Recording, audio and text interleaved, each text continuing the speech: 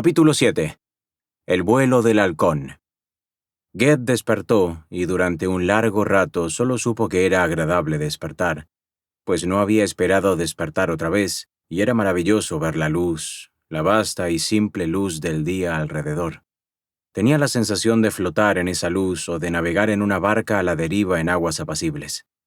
Al fin se dio cuenta de que estaba acostado en una cama, mas no una cama como los jergones en que siempre había dormido.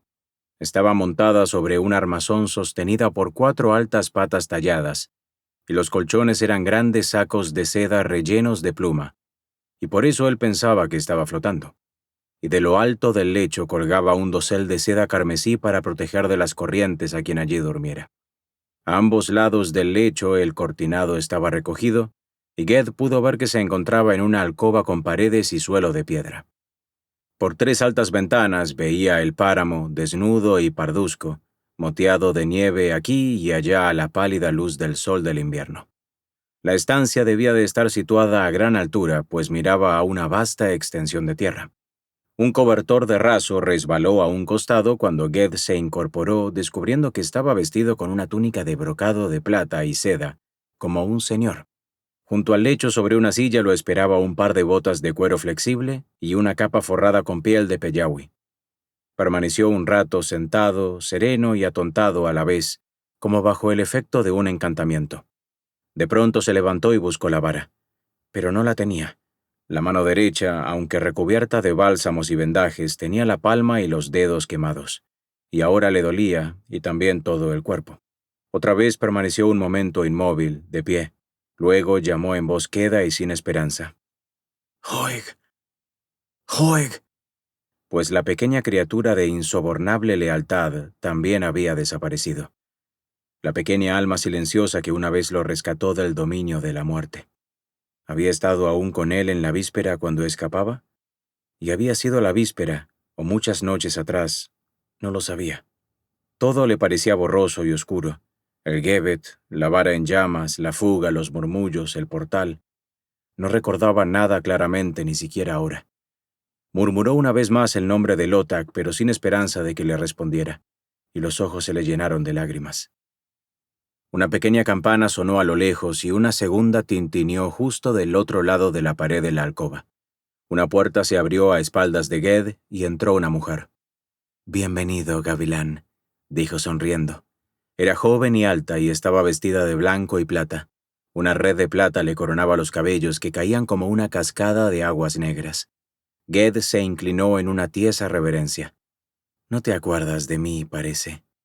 «¿Acordarme de ti, señora?»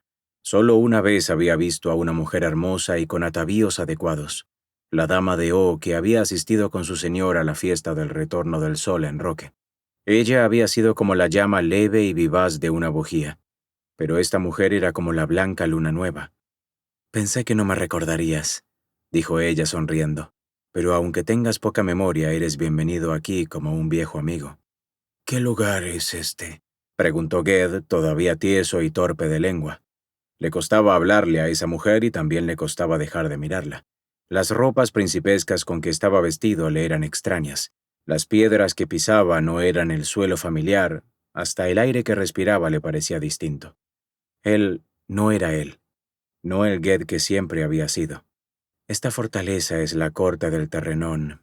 Mi señor, cuyo nombre es Benderesk, es soberano de esta comarca desde el confín de los páramos de Kexemt, al norte hasta las montañas de Oz, y es él quien guarda la piedra preciosa llamada Terrenón.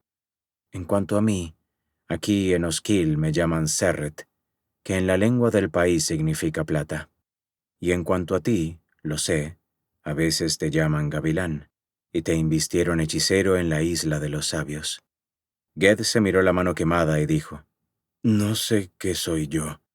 En otro tiempo tenía poder, pero creo que lo he perdido». «No, no lo has perdido. ¿O acaso solo para recobrarlo multiplicado 10 veces? Aquí estás protegido de lo que te persiguió hasta esta corte, amigo mío. Hay murallas poderosas alrededor de esta torre, y no todas son de piedra. Aquí podrás descansar, recobrarte. Y quizá encuentres aquí además una fuerza diferente. y una vara que no se consuma en cenizas mientras la tienes en la mano.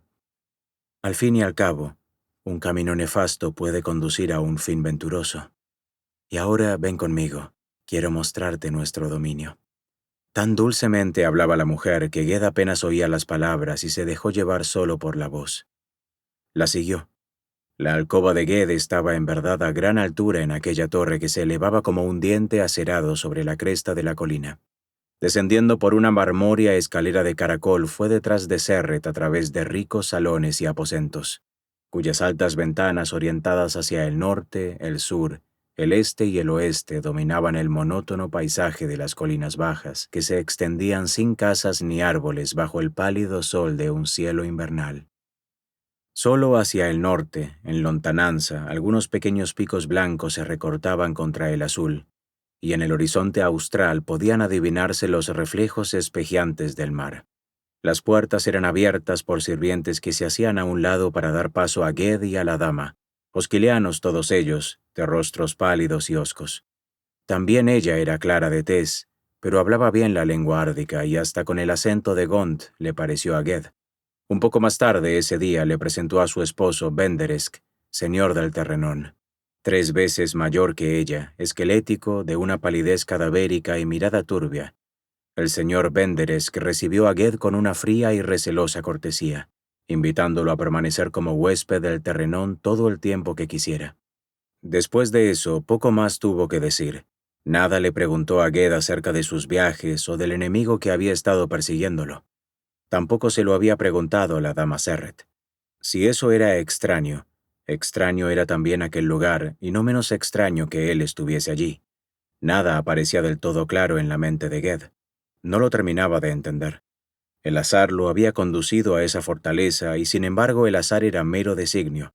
O, si había llegado allí por algún designio, ese designio era obra del mero azar.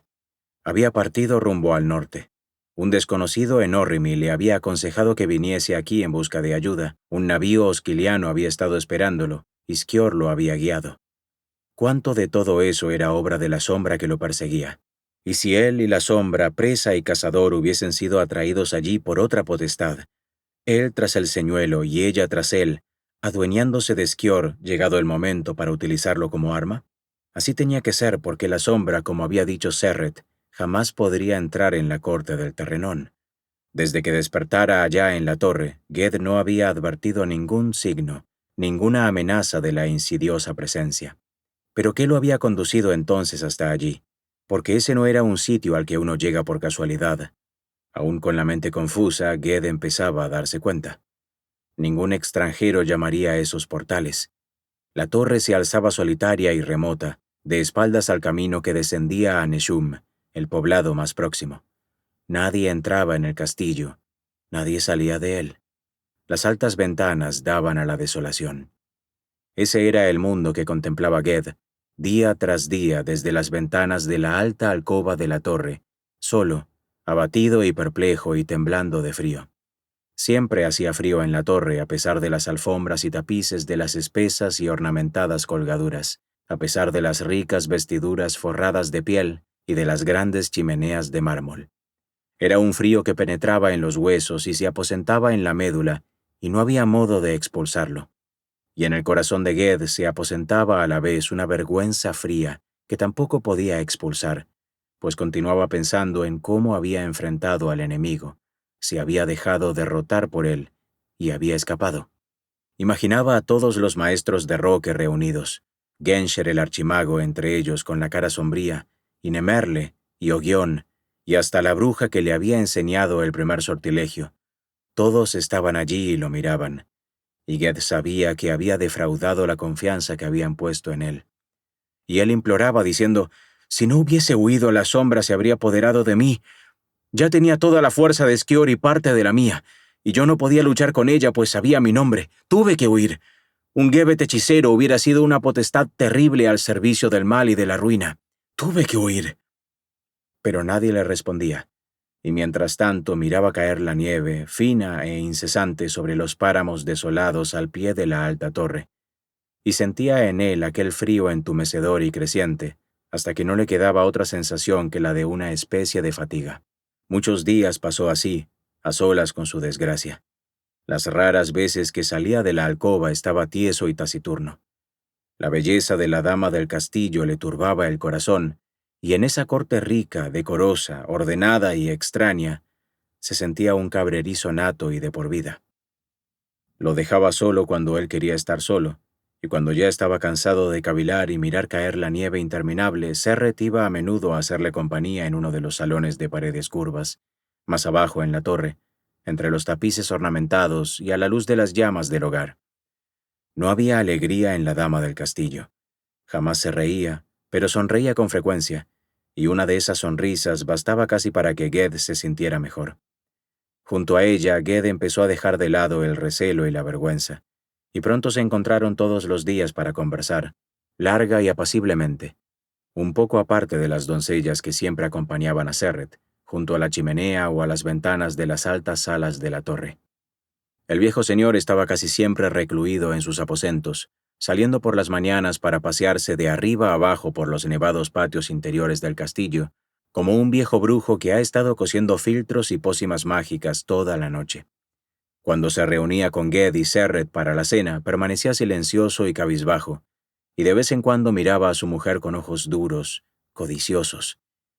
En esos momentos Ged sentía piedad por ella. Era como un ciervo blanco encerrado en una jaula, como una avecilla blanca con las alas cortadas, como un anillo de plata en el dedo de un hombre viejo. Era una de las joyas del tesoro de Benderesk. Cuando el señor del castillo se retiraba, Ged se quedaba con ella tratando de alegrar la soledad de la dama, como ella había alegrado la de él. «¿Qué gema es esa que da nombre a vuestra corte?», le preguntó una noche mientras conversaban de sobremesa frente a los platos y cálices de oro vacíos, en el cavernoso salón comedor, a la luz de los candelabros. «¿No te han hablado de ella? Es famosa». «No, solo sé que los señores de Osquil tienen grandes tesoros». «Ah, es la más resplandeciente de las gemas. Ven, ¿te gustaría verla?». La dama sonrió con un aire de picardía y audacia, como si estuviera un poco asustada de lo que hacía, y salió del comedor. Ged fue detrás de ella y juntos cruzaron los estrechos corredores de la torre y descendieron por una escalera subterránea hasta una puerta aherrojada que él nunca había visto. La dama abrió con una llave de plata y miró a Ged con la misma sonrisa, como si lo desafiara a seguirla. Del otro lado de la puerta había un pasadizo corto y una segunda puerta, que Serret abrió con una llave de oro y luego una tercera puerta, y ésta la abrió con una de las grandes palabras que desatan. Detrás de esa última puerta el candil iluminó un cuarto pequeño, como una celda, una mazmorra. Suelo, paredes, techo, todo piedra tosca y desnuda. «¿La ves?», preguntó Serret. Ged miró alrededor de la habitación y su ojo de hechicero se detuvo en una piedra del suelo. Era tosca como todas las demás, y como ella se exudaba humedad. Una pesada piedra de pavimento informe y en bruto. Pero Ged notó el poder de la piedra como si ella le hablara en voz alta, y el aliento se le quedó en la garganta y durante un instante se sintió enfermo. Aquella piedra era la piedra fundamental de la torre, y la celda era el centro, el corazón, y hacía frío allí, un frío cruel, glacial. Nada podría calentar jamás aquel cuarto pequeño. Era algo que se remontaba a tiempos muy lejanos. Un espíritu viejo y terrible estaba aprisionado en ese bloque de piedra. Ged, inmóvil, no había contestado ni sí ni no. Al cabo de un momento, Serret, echándole una mirada rápida y curiosa, señaló la piedra. «Aquí tienes el terrenón. ¿Te extraña que guardemos una joya tan preciosa en la más profunda y secreta de nuestras cámaras?» Ged, pensativo y en guardia, tampoco esta vez respondió. Casi hubiera dicho que ella estaba probándolo, pero era posible que ella nada supiera de la naturaleza de la piedra, y por eso hablaba de ella con tanta volubilidad. No sabía bastante para tenerle miedo. «Dime qué poderes tiene», dijo Ged al fin. «Fue hecha antes de que Segoy alzara las islas del mundo en el mar abierto. Fue hecha junto con el mundo, y perdurará hasta el fin de los mundos. El tiempo no es nada para ella. Si pones la mano sobre ella y le haces una pregunta, te responderá, de acuerdo con el poder que haya en ti. Tiene una voz si sabes escucharla. Hablará de las cosas que han sido, son y serán. Predijo tu venida mucho antes de que tú llegaras a esta comarca. ¿Quieres hacerle una pregunta ahora? No, te contestará. No tengo nada que preguntar. Podría decirte, murmuró Serret con una voz dulce, cómo derrotar a tu enemigo. Ged no despegó los labios. ¿Le tienes miedo a la piedra?, preguntó ella como si no pudiera creerlo, y él respondió, sí. En el frío y el silencio de muerte de aquella celda defendida por muros y muros de sortilegios y piedra, y a la luz del único candil que llevaba en la mano, Serret lo observó una vez más con ojos centelleantes. «Gavilán», dijo, «tú no tienes miedo». «No, pero no quiero hablar con ese espíritu», respondió Ged, y mirándola de frente agregó con una grave temeridad. «Ese espíritu, mi señora, está aprisionado en una piedra y la piedra está ahí condenada por un sortilegio de atadura y ceguera, y un encantamiento de reclusión y guardia, y las triples murallas de una fortaleza en un páramo desolado y baldío, y está ahí, no porque sea preciosa, sino porque puede hacer mucho daño. Ignoro lo que te han dicho cuando viniste, mas tú que eres joven y de corazón tierno, sería mejor que no la tocaras, y que ni siquiera la miraras. No te procurará ningún bien. La he tocado, le he hablado, y la he oído hablar. No me ha causado ningún mal. La dama dio media vuelta y regresaron por las puertas y pasadizos, y al llegar a la ancha escalera de la torre a la luz de las antorchas, Serret sopló la llama del candil. Se separaron con pocas palabras. Poco durmió Ged esa noche. No era el pensamiento de la sombra lo que lo mantenía despierto. Ese pensamiento había sido casi desplazado por la imagen pertinaz, insistente de aquella piedra, la piedra fundamental de la torre, y por la visión del rostro de Serret, a la vez claro y sombrío a la luz del candil. No podía olvidar aquellos ojos clavados en él y trataba de decidir qué expresión habían mostrado cuando él se negó a tocar la piedra. ¿Era desdén o dolor? Cuando por fin se acostó y se durmió, las sábanas de seda estaban frías como el hielo, y se despertaba una y otra vez en la oscuridad, siempre pensando en la piedra y en los ojos de Serret. Al otro día la encontró en el curvo salón de mármol gris, iluminado ahora por la luz declinante del sol, y en el que ella acostumbraba pasar las tardes jugando con las doncellas o hilando en la rueca. Le dijo, «Dama Serret, he sido descortés. Te pido perdón».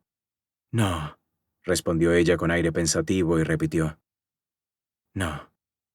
Despidió a las doncellas que la acompañaban y cuando quedaron solos se volvió a Ged. «Mi huésped, mi amigo», le dijo, «tú eres muy clarividente, pero ¿acaso no veas todo lo que hay que ver?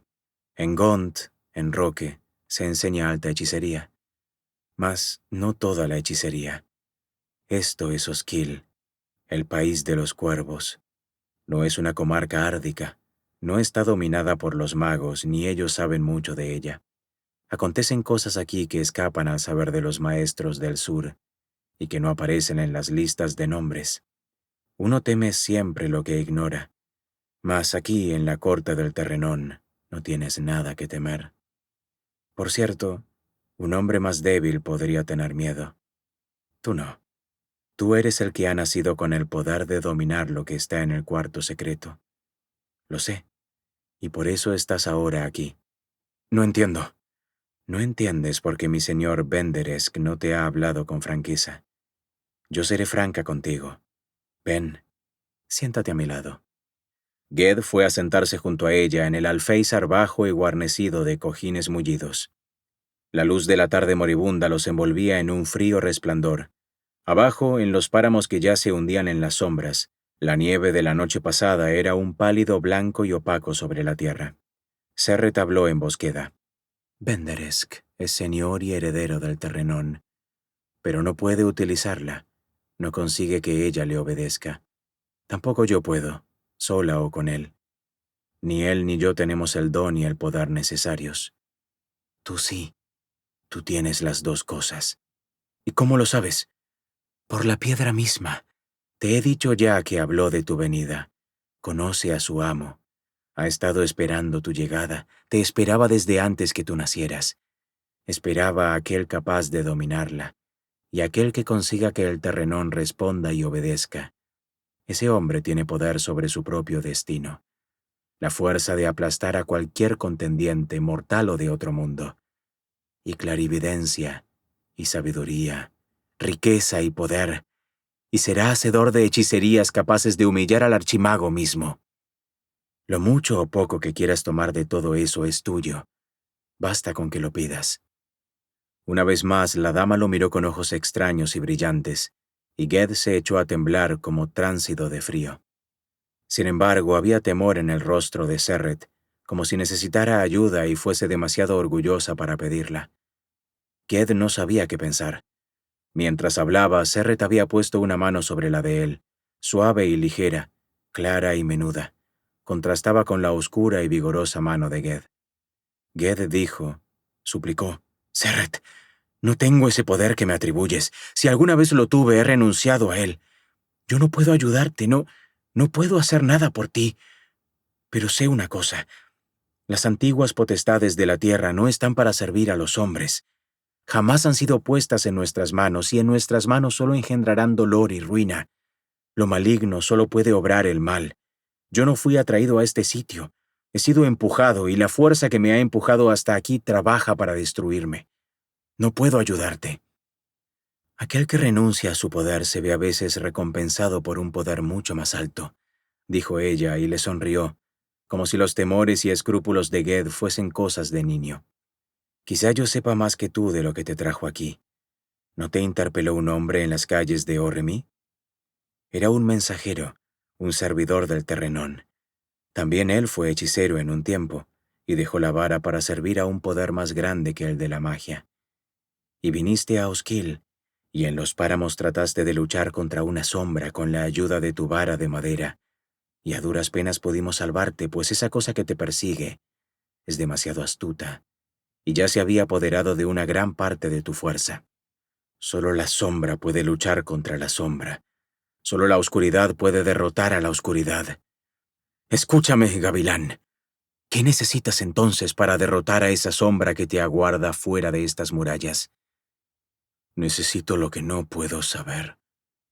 ¿Qué nombre tiene? El terrenón que conoce todos los nacimientos y todas las muertes y todas las existencias antes y después de la muerte. Los no nacidos y los no mortales. El mundo de la luz y el de la oscuridad te dirá ese nombre. ¿Y el precio? No hay precio. Te obedecerá, te servirá como un esclavo. Tembloroso, atormentado, Ged no respondió.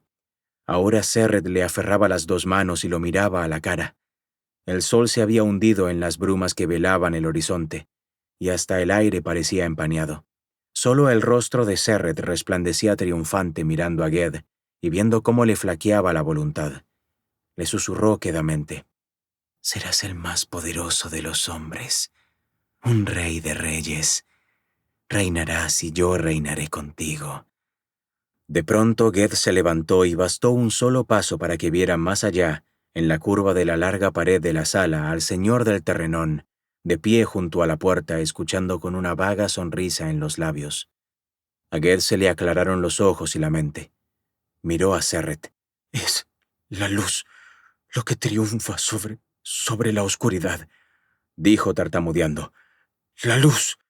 Mientras hablaba, vio con tanta claridad como si las palabras mismas fuesen la luz que lo alumbraba, de qué modo lo habían arrastrado allí, con engaños, aprovechando el miedo que le tenía a la sombra para atraerlo, y una vez que lo tuvieran allí nunca dejarían que se fuese. Lo habían salvado de la sombra, sí, pero porque no querían que la sombra se adueñara de él antes de que se hubiera convertido en esclavo de la piedra. Una vez que el poder de la piedra lo dominara, permitirían que la sombra entrara en la fortaleza, porque un Gebet era mejor esclavo que un hombre.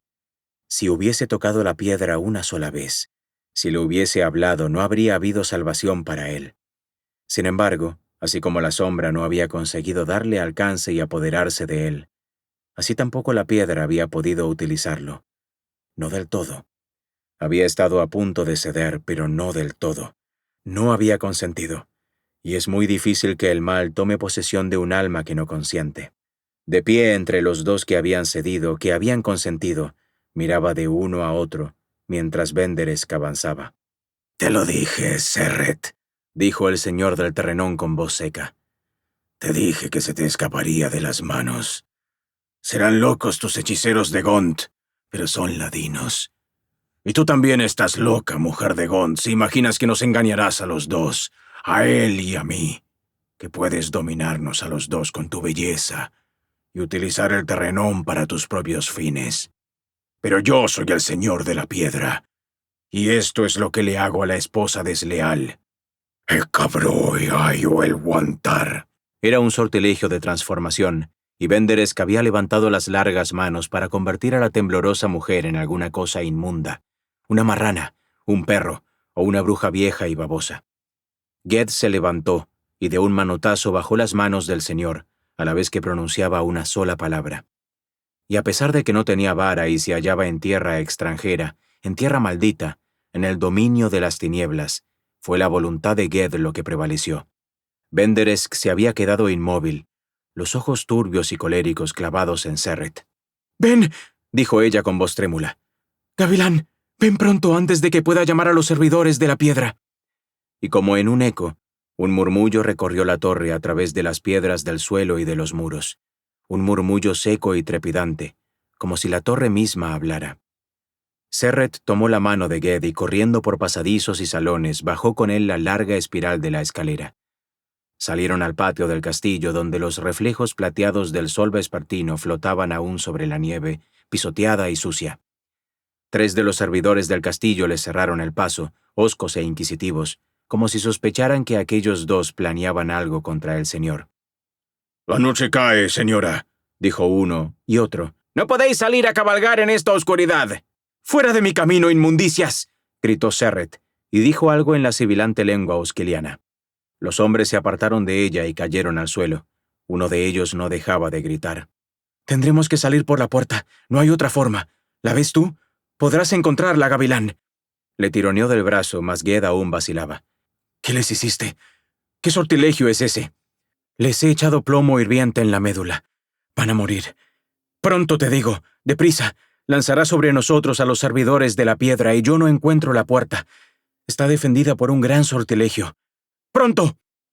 Ged no entendía lo que Serret trataba de decirle, pues para él la puerta encantada era tan visible como la arcada del patio. Traspuso la arcada guiando a Serret, cruzó la nieve inmaculada del patio, y pronunciando un conjuro de apertura atravesó con ella el portal de la muralla de sortilegios. Cuando traspusieron esa última puerta, fuera ya del crepúsculo plateado de la corte del terrenón, ella se transfiguró, no porque fuera menos hermosa en la penumbra lóbrega de los páramos, mas su belleza tenía ahora un toque de brujesca ferocidad, y Ged la reconoció al fin. Era la hija del señor de Re Albi, hija de una bruja de Osquil, la que tiempo atrás en los prados verdes de la casa de Ogión se había burlado de él incitándolo a leer el sortilegio que había liberado a la sombra. Pero no se demoró en estos pensamientos, pues ahora miraba atentamente alrededor, buscando a aquel enemigo, la sombra que sin duda estaría esperándolo en alguna parte, fuera de las murallas mágicas. Quizá fuese todavía el Gebbet, vestido con la muerte de Skior, o escondido entre las sombras crecientes de la noche, informe y dispuesto a apoderarse de él y a ocupar la carne viviente de Ged. Ged no la veía, la sentía cerca. De pronto vio una cosa pequeña y oscura enterrada en la nieve, a pocos pasos de la puerta. Se inclinó y la levantó con cuidado del suelo. Era el Otak, el suave y corto pelaje cubierto de cuajarones de sangre, y el cuerpecito menudo rígido, frío y sin peso. «¡Transfórmate! ¡Transfórmate! ¡Ya llegan!», gritó Serret aferrándole el brazo y señalando la torre que se alzaba a espaldas de ellos como un gigantesco diente blanco a la luz crepuscular. Unas criaturas negras salían reptando de las troneras cercanas al suelo, batían unas grandes alas y girando en círculos lentos se elevaban por encima de los muros y descendían hacia Ged y Serret, que esperaban inmóviles e indefensos en la ladera desnuda. El murmullo trepidante que habían escuchado dentro de la fortaleza era ahora mucho más fuerte, una queja, un estremecimiento de la tierra misma. Una furia inconmensurable, un odio frenético contra todas las criaturas crueles y mortíferas que lo engañaban, le tendían celadas, lo perseguían sin tregua, estalló en el corazón de Ged. ¡Transfórmate!, gritó Serret, y ella misma habló en un susurro rápido, casi sin aliento, y se convirtió en una gaviota blanca y echó a volar. Pero Ged se agachó, arrancó una brizna de hierba seca y frágil que asomaba en la nieve, en el mismo sitio en que yaciera el pequeño Otak. La levantó y le habló en voz alta en el habla verdadera, y mientras hablaba la brizna se alargó y espesó, y cuando Ged cayó al fin tenía en la mano una gran vara, una vara de hechicero.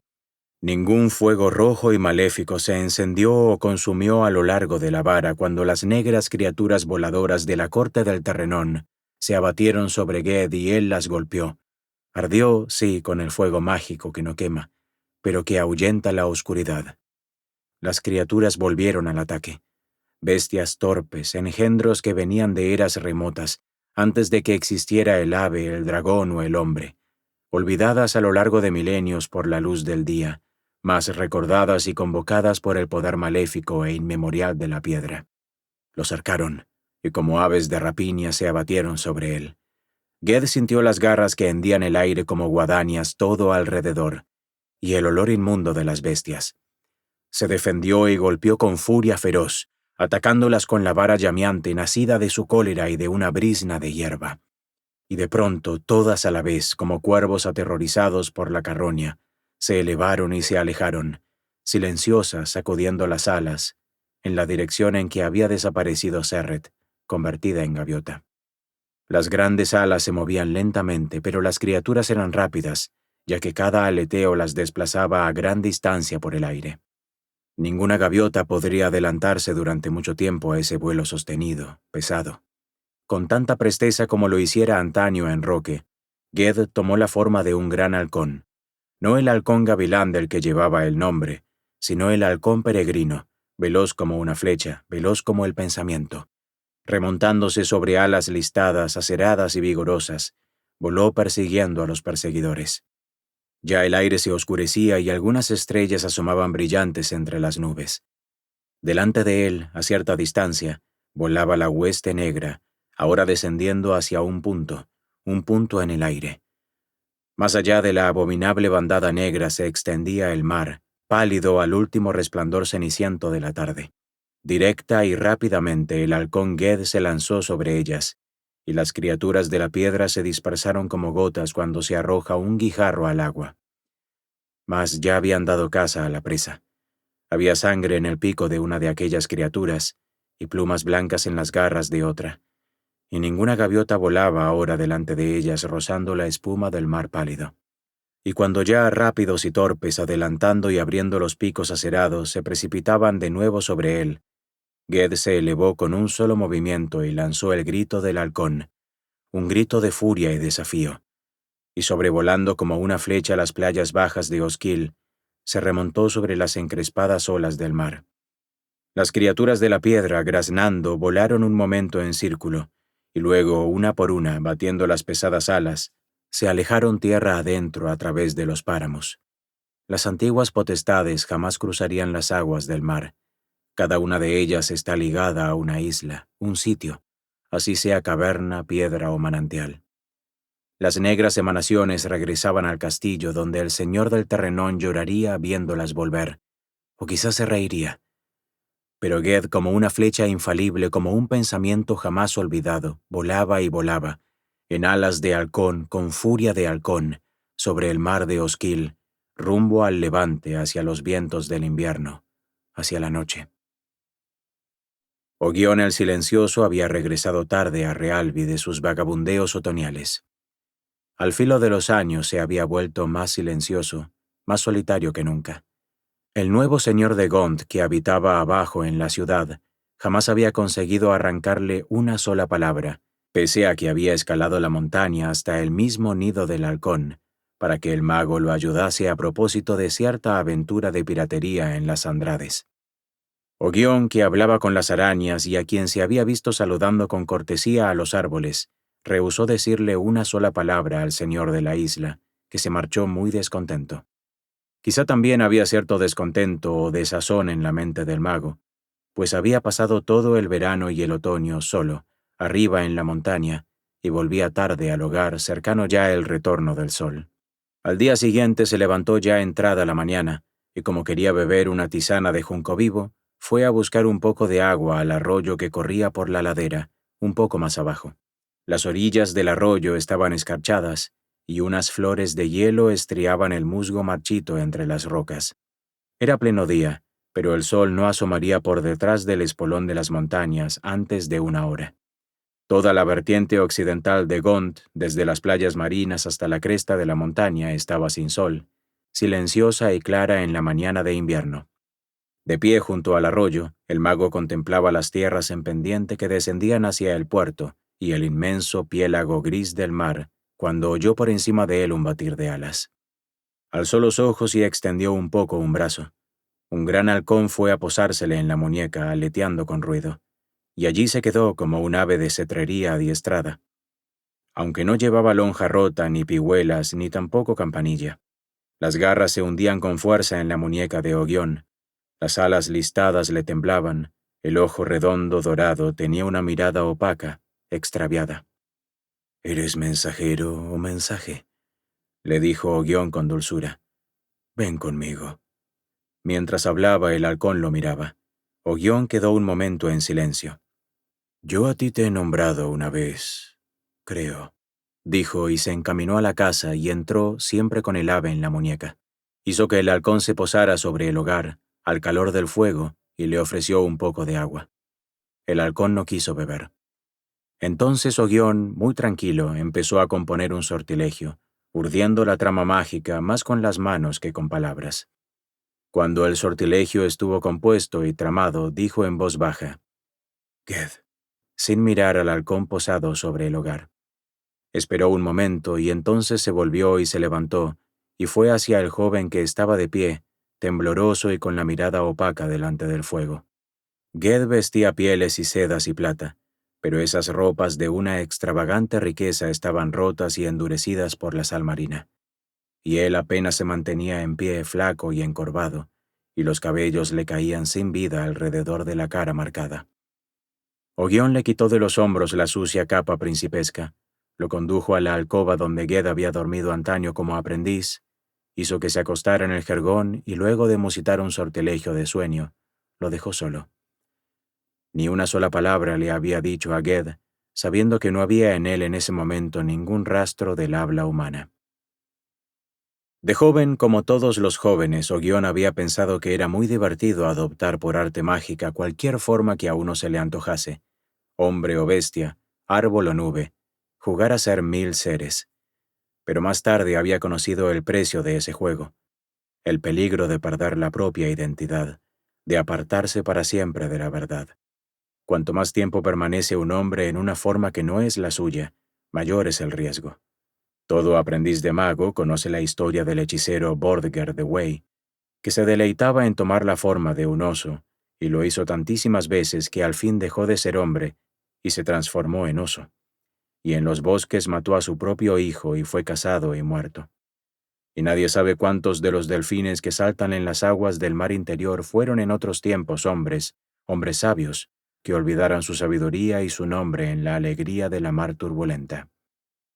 Ged había tomado la forma de un halcón en un momento de cólera y peligro, y cuando había huido de Osquil solo había tenido un pensamiento: volar más rápido que la piedra, más que la sombra, escapar para siempre de aquellos páramos glaciales y traicioneros, volver a casa. La furia y la ferocidad salvaje del halcón, comparables a las que él sentía, se habían adueñado de él, y la voluntad de volar era ahora la voluntad del halcón.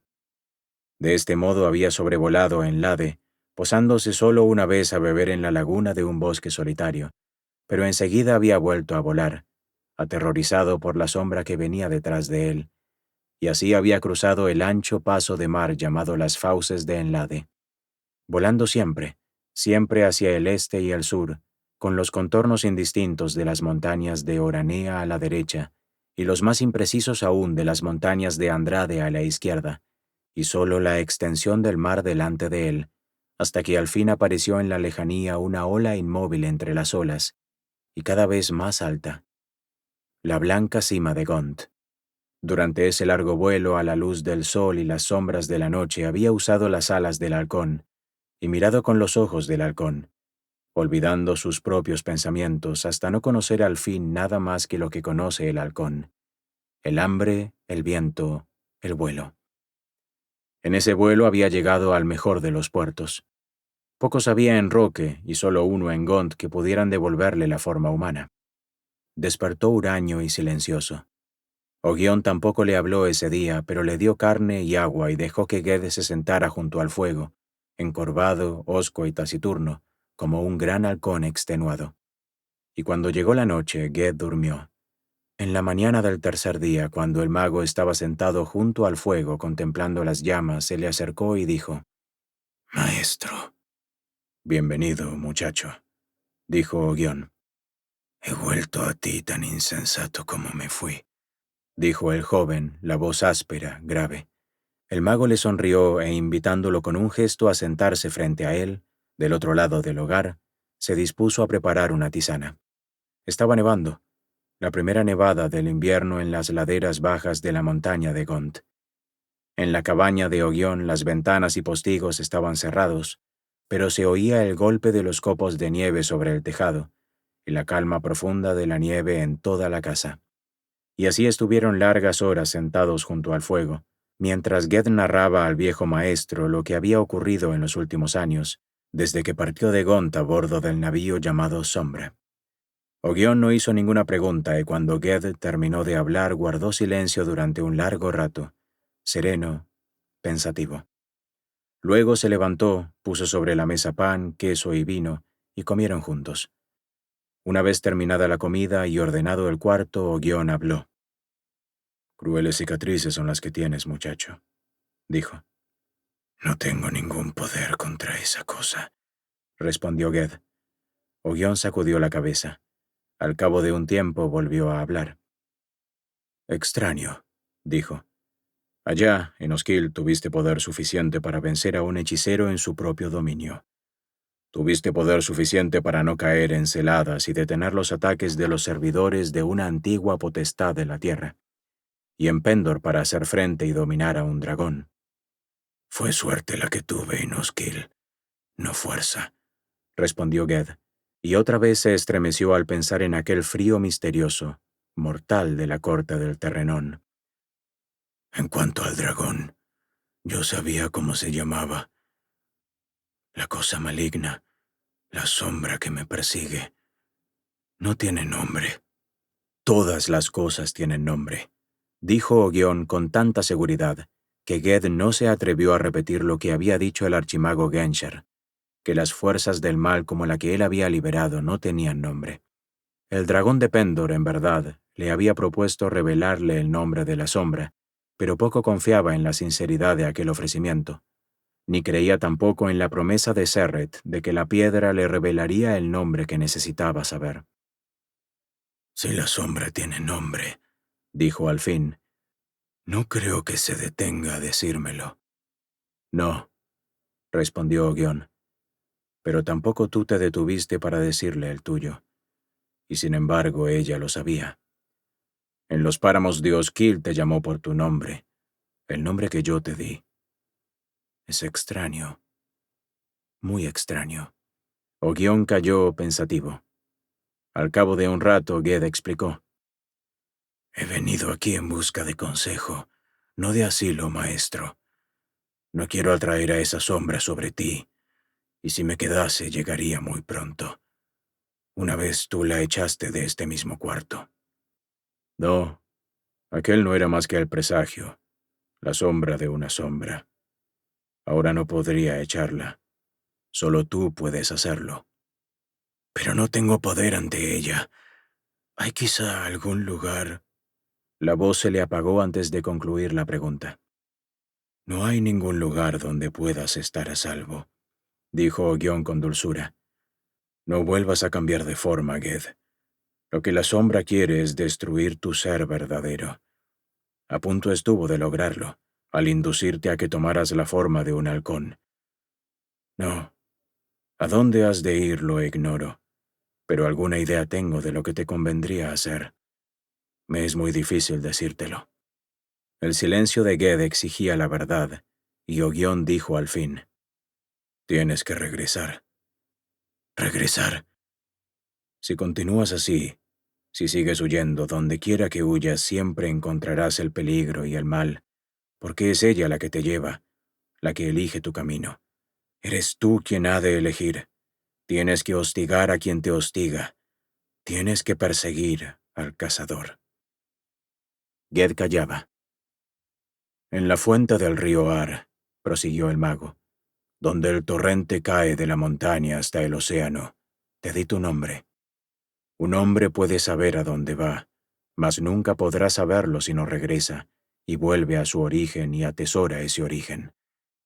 Si no quieres ser una rama desgajada que va y viene y se hunde a merced de la corriente, entonces tendrá que ser el torrente mismo, todo él, desde el nacimiento hasta la desembocadura en las aguas del mar. Tú, Ged, has vuelto a Gond, has vuelto a mí. Vuélvete ahora, da la vuelta entera y busca la misma fuente, la fuente verdadera, y lo que está antes de la fuente. Solo allí tendrás poder. Allí, maestro, dijo Ged con terror en la voz. ¿Dónde? Ogión no respondió. Si doy la vuelta, dijo Ged al cabo de un momento. Si como tú dices, persigo al cazador, creo que la cacería no durará mucho. Todo cuanto la sombra desea es enfrentarme, cara a cara. 2 veces lo ha conseguido, y 2 me ha derrotado.